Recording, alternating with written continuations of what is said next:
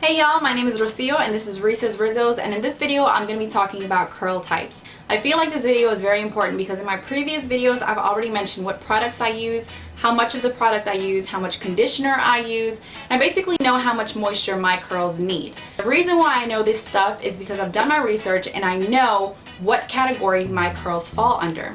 If you're transitioning or you're going through your natural hair journey or you're suffering from heat damage and you're doing everything possible to get your curls to the best state that it can be in, then it's important for you to know what category your curls fall under, because some categories require more moisture than others, or they'll require more products than others to get more defined curls. So with that being said, I'll go ahead and show you the different curl types. Now I made this super cool chart, and hopefully it's very easy for you to understand the different types that they have. There's type 2, type 3, and type 4. There's a type 1 hair type, but that's just straight hair. If you have a head of straight hair and you're noticing that it's starting to wave a little bit, then that's just gonna go ahead and fall under type 2 hair. So type 2 hair is wavy hair. Type 3 is spiral curl, or like a curly type. And then type 4 is a much more kinkier curl pattern. So we'll go ahead and break that down into the subcategories. They have subcategories A, B, and C. There's 2 ABC, 3 ABC, and 4 ABC. So we'll go ahead and start with 2 right now. So wavy hair is the type 2 category. And you'll notice that wavier hair has much more of a shine than type 3 and type 4. And the reason why is because of sebum. So I've already mentioned what sebum is in my Curly Girl Method video, but I'll kind of repeat the example a little bit again, which was, I think I was talking about a slide. Natural oil, the sebum, is going to reach the ends of straight and wavy hair much faster than it will with your kinkier or spiral curls, right? Because of the slide. You'll go down the slide much faster if your slide is just a straight slide or an angular slide, as opposed to reaching the end a lot slower if you're going down the slide in a spiral motion. So if you have wavy hair, then you probably don't really need to use that much of a leave-in conditioner, and you probably don't need to use that many products when it comes to styling your hair, because it's just gonna weigh your hair down and you won't really get that much body or volume. Alright, so we've covered wavy hair or type 2 hair, which was super easy to talk about. Now we're gonna talk about type 3, which is much more of a curlier pattern. This is when you're going to start to notice that your hair is starting to curl, as opposed to just being wavy. Type 3 has 3 different subcategories, again, 3A, 3B, and 3C. And it's going to get a little bit more complicated the further along we go. So 3A is a much more looser S-shaped curl pattern than that of 3B and 3C, and it's probably the circumference of like a thick permanent marker, or like those thick dry erase markers that you used to write on whiteboards. It has a little bit of a natural shine because, again, of the sebum reaching the ends faster than that of 3B and 3C, or like 4. 3B has a much more defined ringlet, or a much more tighter curl pattern, and that has the circumference of, let's say, like a lipstick or a lip gloss container. And I'll show you what I mean, because I have some 3B, a little bit of 3C in my hair too. Not 2 as in type 2, but like also. And I can show you what I mean by, if I wrap this around the lipstick or lip gloss container, you see that it fits right around there. No real loose edges. I can wrap it all the way around. And that's my curl pattern, right?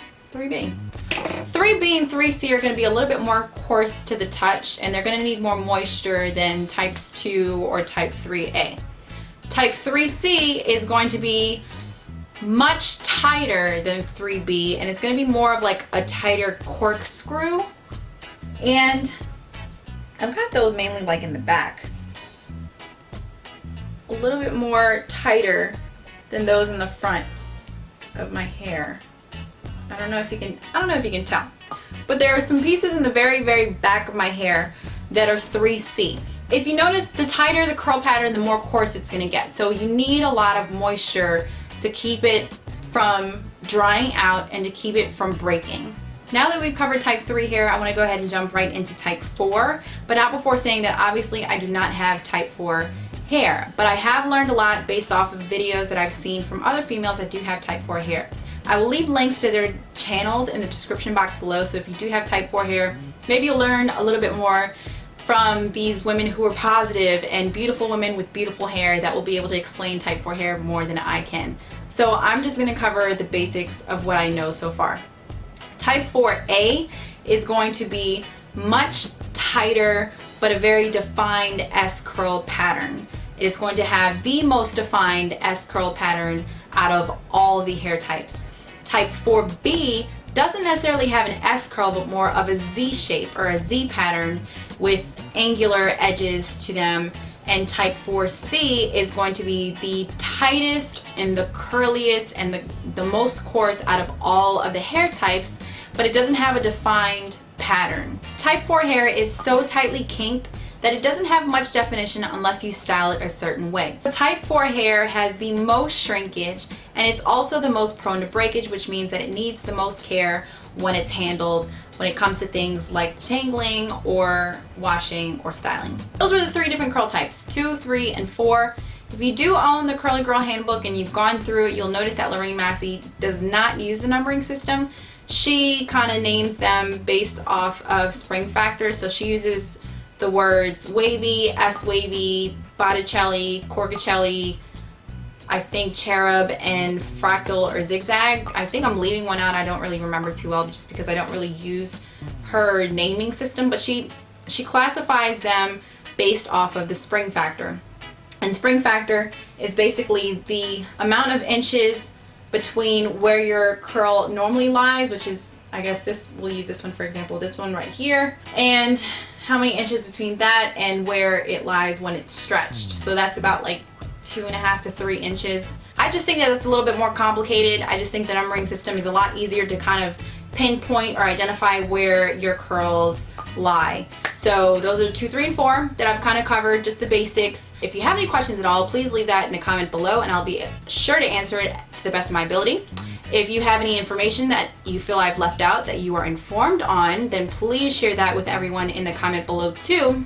If you like this video, give it a thumbs up. If you've not subscribed already, please do so. I have plenty of curly hair videos coming soon, and you can find me on Instagram or on Twitter at Reese's Rizos, and I believe that is everything. So I will see you in the next video. Bye. So if you have wavy hair, I probably would. So if you have wavy hair, again, we're just gonna keep honking? Seriously?